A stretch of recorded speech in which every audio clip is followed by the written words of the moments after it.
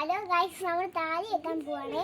അപ്പോൾ എൻ്റെ കുഞ്ഞു പറഞ്ഞ പോലെ നമ്മളിപ്പോൾ താളി അരയ്ക്കാൻ പോവുകയാണ്. അപ്പോൾ താളിക്ക് വേണ്ടിയുള്ള ഇൻഗ്രീഡിയൻസ് ഏതൊക്കെയാണെന്ന് വെച്ചാൽ ഞങ്ങൾ ഉപയോഗിക്കുന്ന ചെമ്പരത്താളി, അമൃതവള്ളി, പിന്നെന്ന് വെച്ചാൽ തുളസിയാണ്. അങ്ങനെ ഞങ്ങളത് പറിച്ചെടുക്കുകയാണ് ഓരോന്നോരോന്നായിട്ട്. ഫസ്റ്റ് ഞങ്ങൾ ചെമ്പരത്തി പറിച്ചു. ഇപ്പോൾ പറിച്ചുകൊണ്ടിരിക്കുന്ന അമൃതവള്ളിയാണ്. അമൃതവള്ളി ഞങ്ങളുടെ കന്നാരയിൽ തന്നെ വളരുന്ന ഒരു ചെടിയാണ് കേട്ടോ.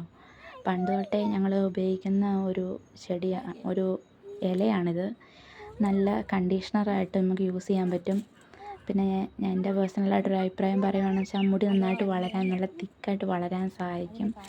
ഇപ്പോൾ എൻ്റെ സെക്കൻഡ് ഡെലിവറി കഴിഞ്ഞിരിക്കുന്ന ഒരു ടൈമാണ്, 3 months ആയതുള്ളൂ. അതുകൊണ്ട് തന്നെ എൻ്റെ മുടിക്ക് നല്ല ഹെയർ ഫോൾ ഉണ്ട്. അപ്പോൾ ഇതുപോലെ താളിയാണ് ഞാൻ യൂസ് ചെയ്യുന്നത്. അതുകൊണ്ട് തന്നെ എൻ്റെ മുടി നന്നായിട്ട് തിക്കോടെ വളരാൻ സഹായിക്കുന്നു.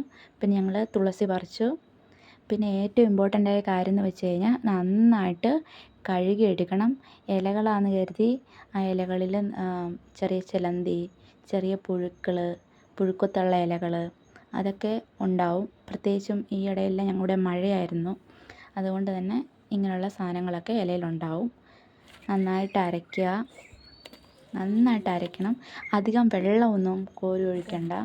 ആവശ്യത്തിന് വെള്ളം ഒഴിച്ച് നന്നായിട്ട് അരച്ച് പതപ്പിച്ചെടുക്കണം. എന്നാലാണ് ആ ഒരു തിക്നെസ് കിട്ടുള്ളൂ.